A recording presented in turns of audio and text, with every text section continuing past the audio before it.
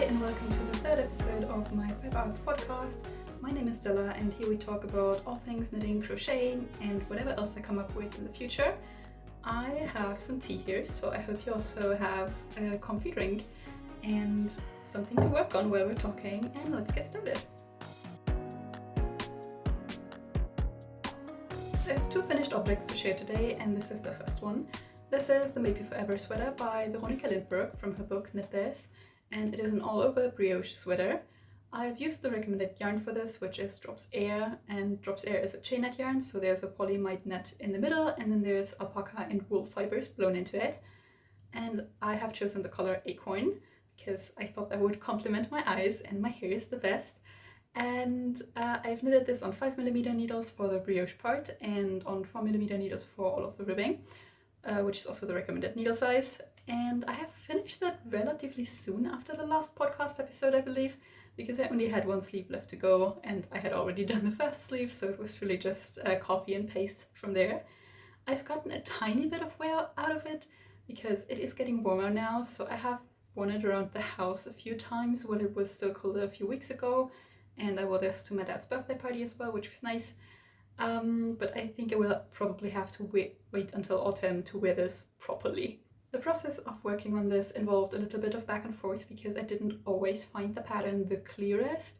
If you want to know more about that, you can check my last podcast episode where I talk more in depth about the troubles I had with the pattern. I did make one adjustment to the pattern, which concerned the sizing, because there's only 3 sizes for this pattern and I knitted the smallest one, which was already quite unusual because normally when I knit and also when I just shop clothes at the store, I am not the smallest size, so I found that a bit surprising. And then I did knit up the yoke and continue separating for sleeves in that smallest size, and still found that the sweater turned out way too wide for me, and there was just a lot of space on the underarm, so it would have been hanging down to like here, and it just looked a little weird to me. So I did go back and I cast on less stitches on the underarm. So I think you were supposed to add about 16 centimeters in circumference under the arms, which was just way too much for me, so I opted to only add 3 additional stitches under each underarm, and that way I was able to stay in pattern but still have the sweater be a little smaller. I did then continue to follow the decreases laid out in the pattern for the body, and for the sleeves I obviously had less stitches to pick up here, so I only picked up 3 under the arm as well, which was also way less than the pattern says. And then I did just follow the instructions for the decreases on the sleeves in the pattern as well, so I didn't make any further adjustments except the fact that I only did 3 stitches on each side.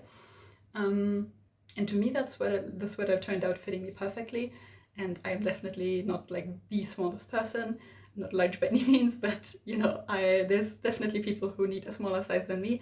So I was quite surprised that I needed to make such adjustments to make the pattern even smaller when I was already working in the smallest size. I made one more small adjustment, which wasn't really an adjustment, more like a mistake on my part, which is I opted to not do the twisted rib. This pattern suggests twisted rib for all of the ribbing, but on the collar I forgot to do it. It like said it in the pattern, but I don't know, I just missed it somehow.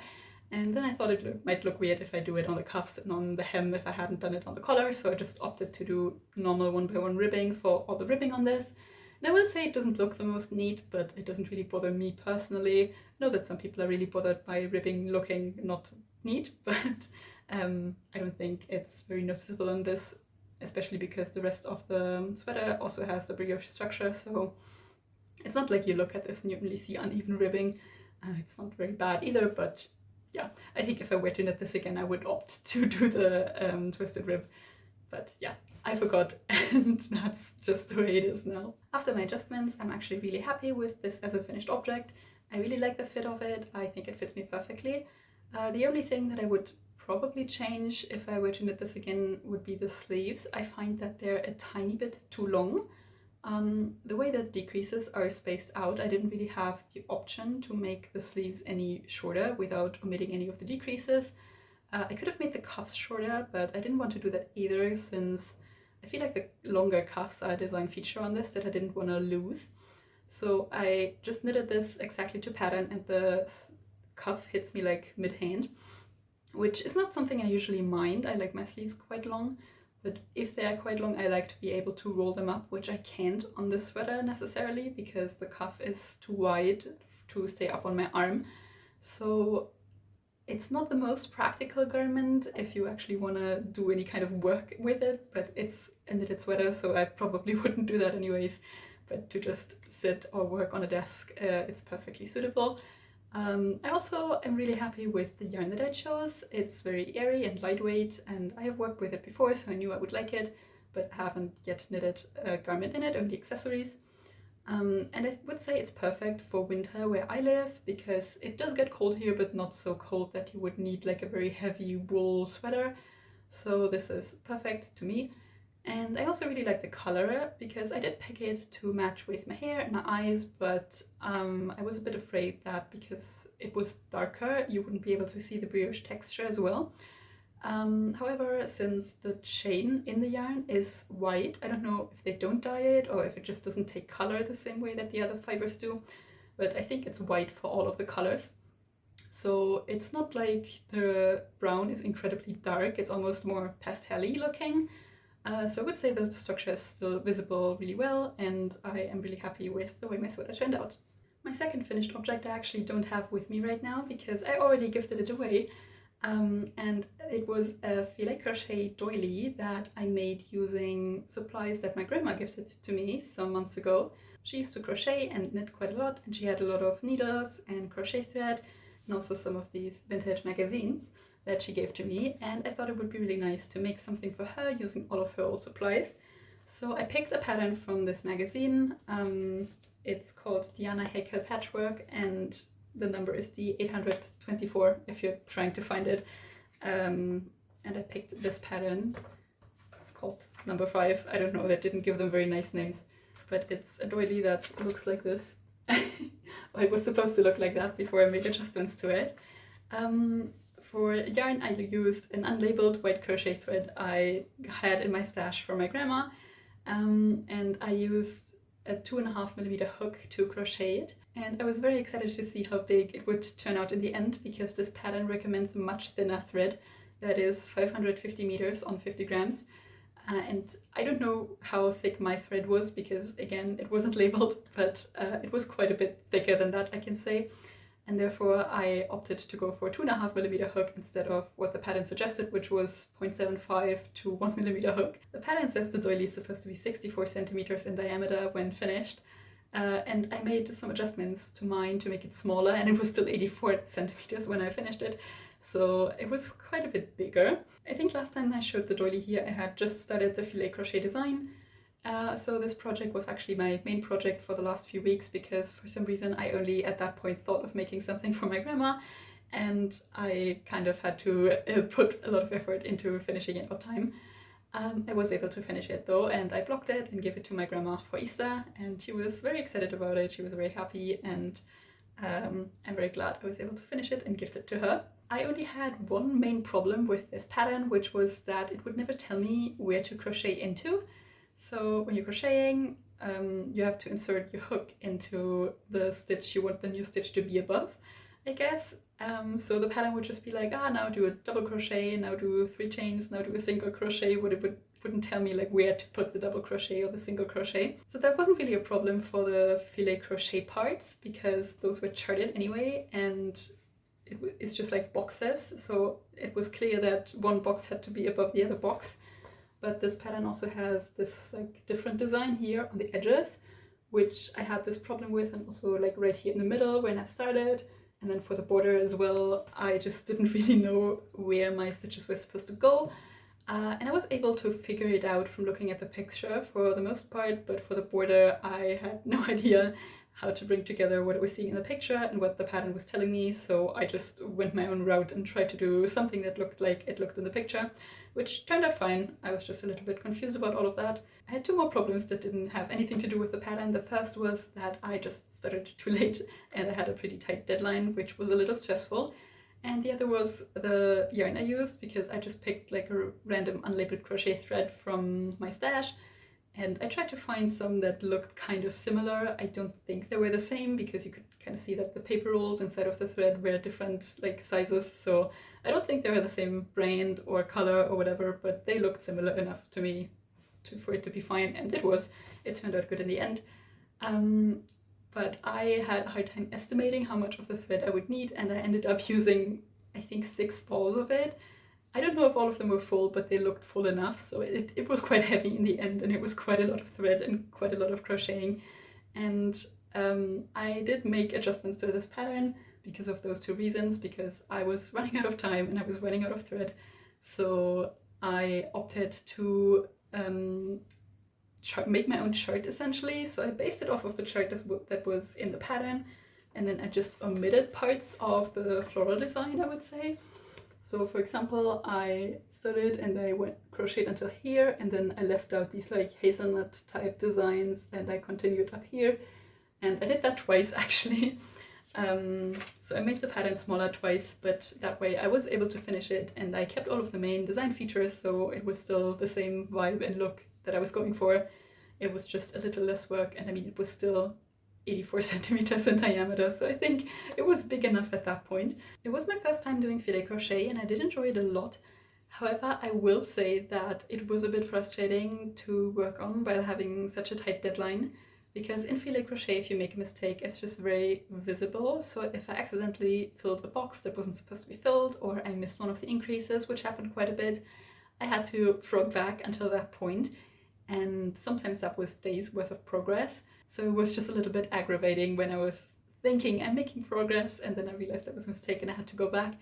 So it wasn't always the most fun. A lot of it was just getting through it and getting it done. But the filet crochet technique in general I thought was kind of cool to do.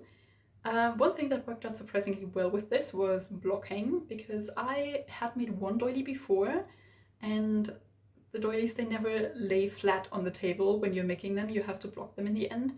And I remember I wet blocked that one, and then I laid it on the floor and I put heavy books on it, because even when drying it would still like curl up.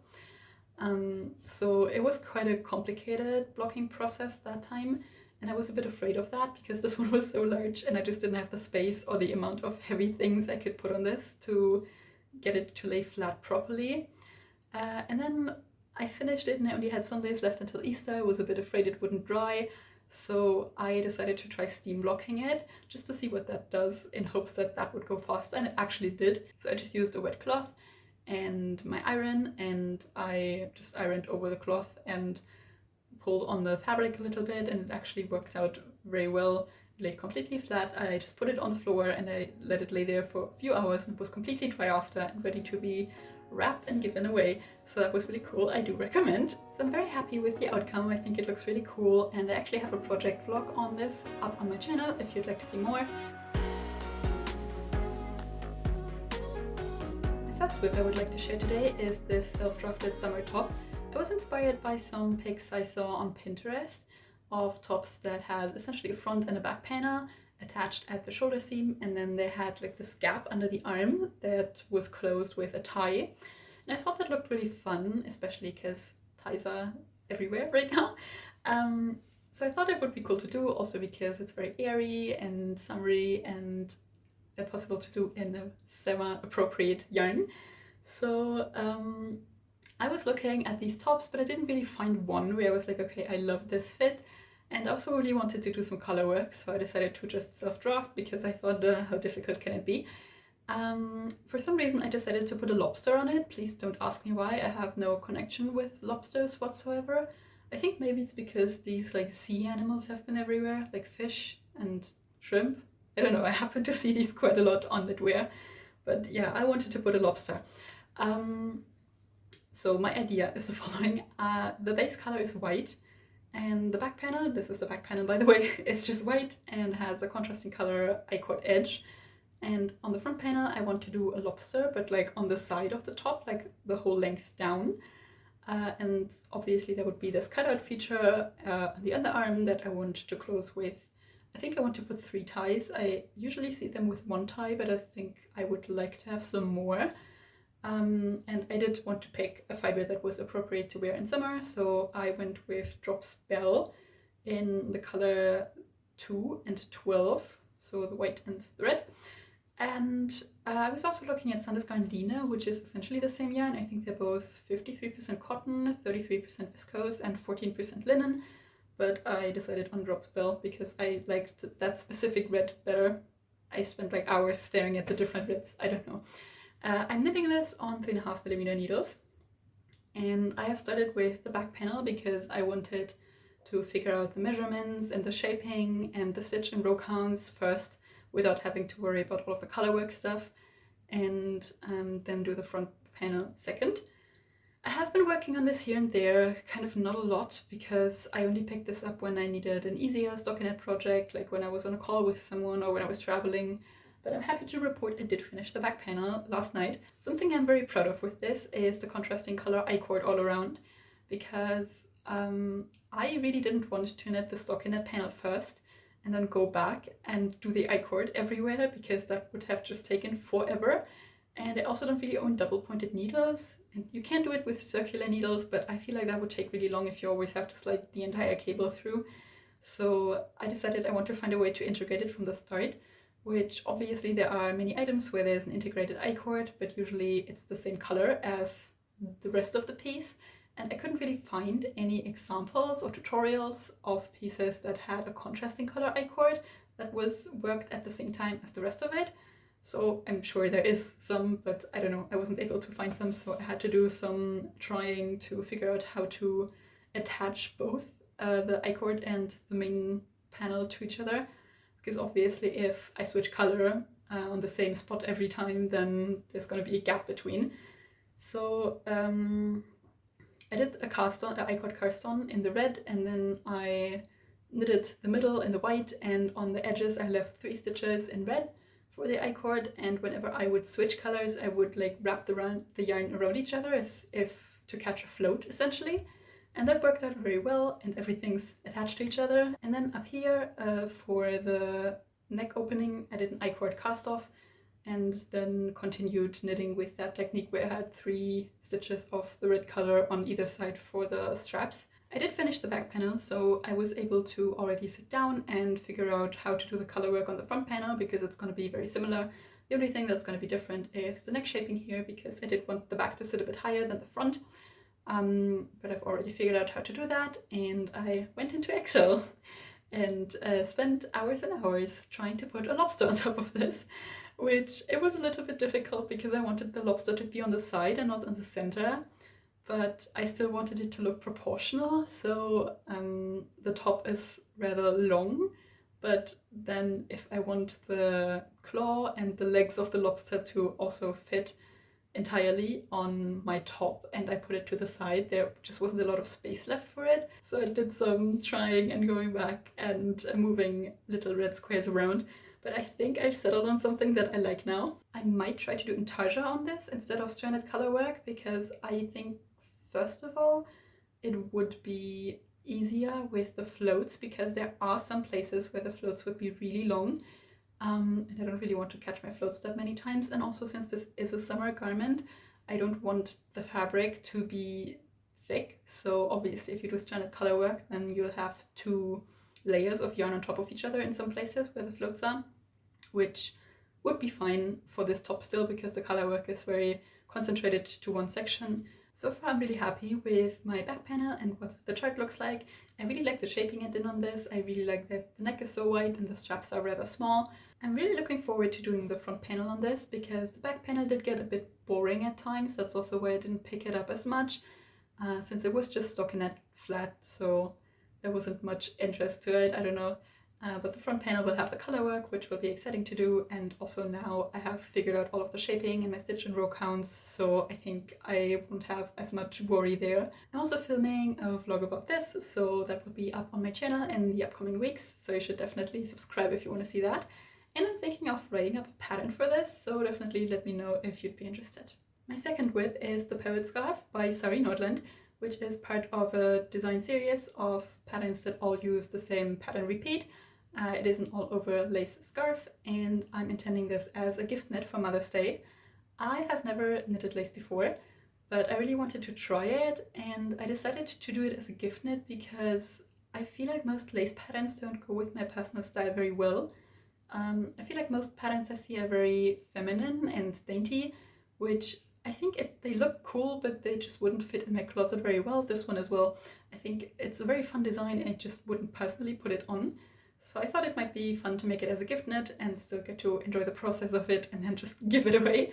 I did get the recommended yarn for this, which is Knitting for Olive Pure Silk, held with Knitting for Olive Soft Silk Mohair.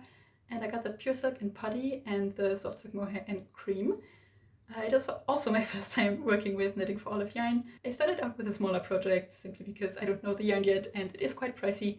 So I wanted to see how it does first, but it is definitely worth the money, I would say, and I am definitely considering getting some more of it to maybe make a sweater at some point.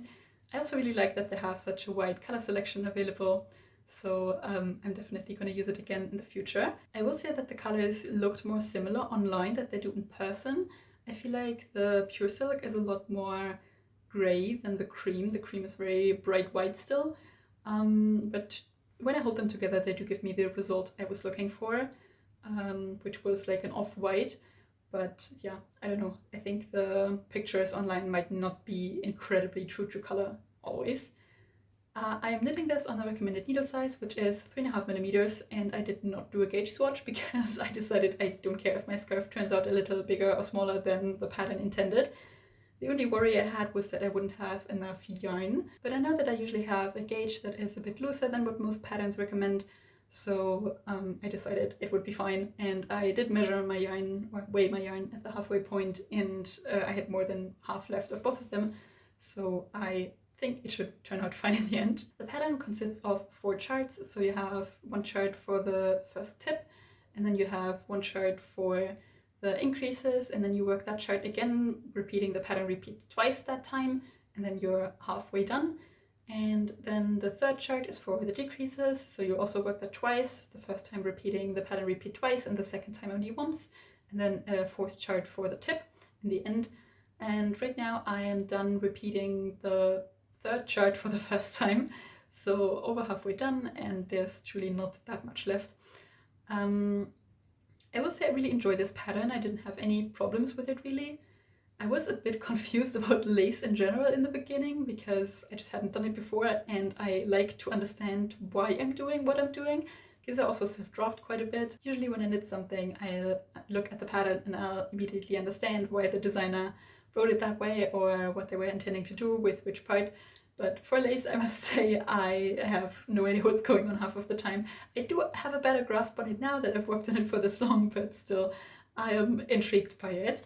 I don't think I could design something like this myself yet, but I definitely do want to get there, so I think I might knit more lace in the future. I will also say it took me quite a bit to understand how to read the chart effectively, because the chart consists of one part where there's the pattern repeat and then another section where the increases are, and I only really understood how to look at it best when I started working the chart again, so I had to do the pattern repeat twice, because then I was only paying attention to where the pattern repeat actually was, and it seemed less random to me which stitches I was doing when. Yeah, that was totally like my problem. I should have just paid attention to that from the start. But yeah, now I can get away with just looking at the pattern or the chart when I start the row, and then usually I can get the rest of the row done without looking at it again.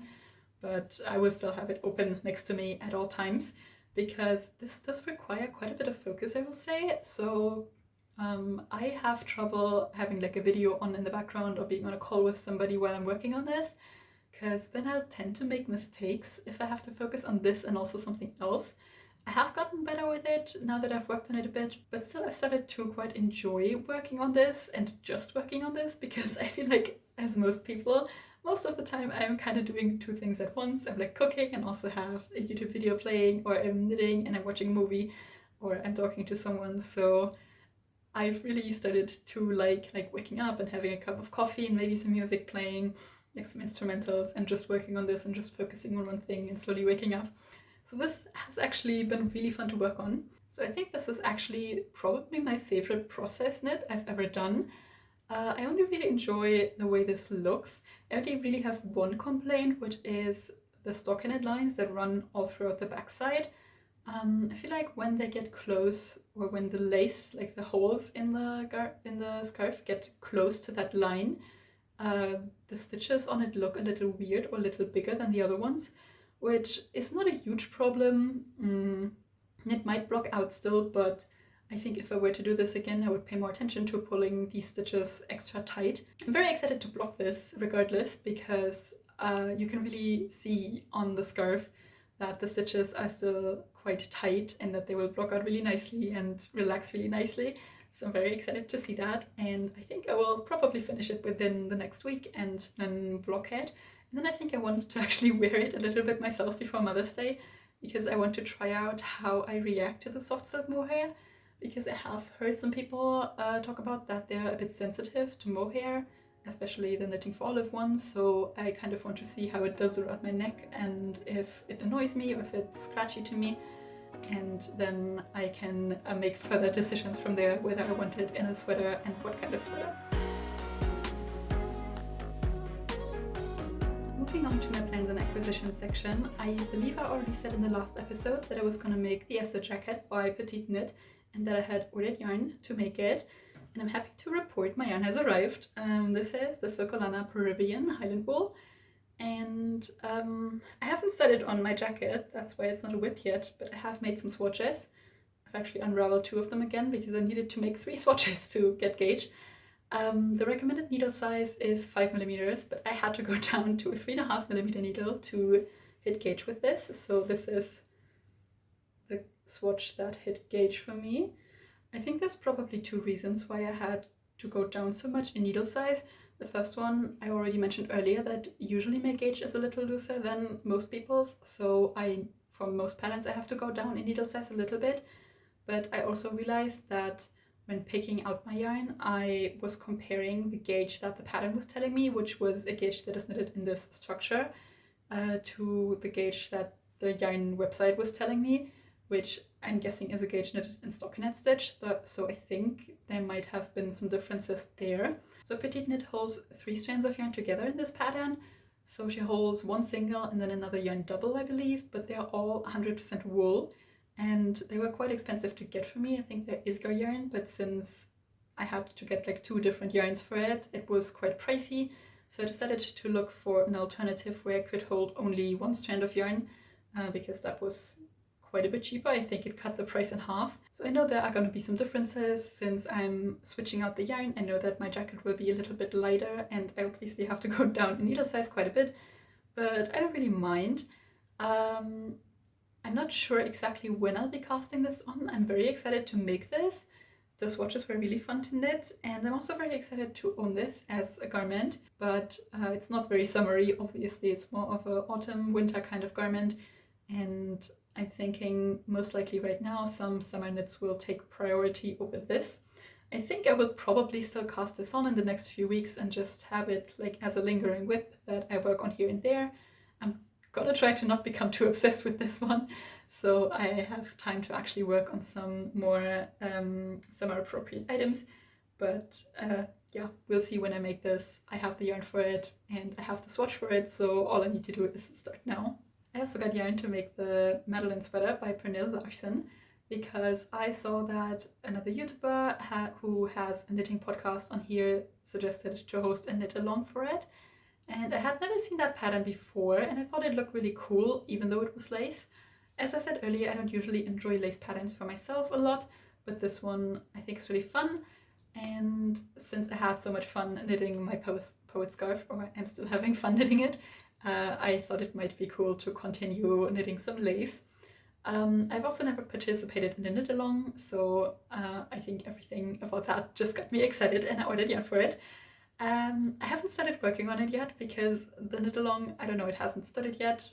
I'm just still waiting on more updates on that, but I will make it regardless of whether the knit along is happening or not. So the recommended yarn is the No Waste Wool by Knitting for Olive, which is half wool and half merino. But I thought that I could make this out of a more summer appropriate yarn because it's so oversized, so it doesn't really need to be very stretchy, and I thought it would be more fun to knit now and still work very well as a summer garment with the holes in it from the lace, and I thought I would just have more fun making it right now if I'm making it for summer. So I went the completely other way material-wise, and I got more drop spell. Actually, what is this color called? 10. I don't know if it has a name, but it's this green. I really wanted to make something in green because the color has just been everywhere, and I don't know, I got influenced, I guess. And I also think it would look good with my hair color and my eye color. So this is what I have. I haven't started on anything yet. I haven't even done a swatch because I was trying to wait until the knit along starts. But I guess I'll be staring at my yarn and be excited about it until that happens. That was all my plans for today, so thank you for watching until the end. Like and subscribe if you want to see more. For example, if you want to see me make my self-drafted summer top. And you can let me know if you've already started your summer knits and what you're working on in the comments. And I'll see you next time.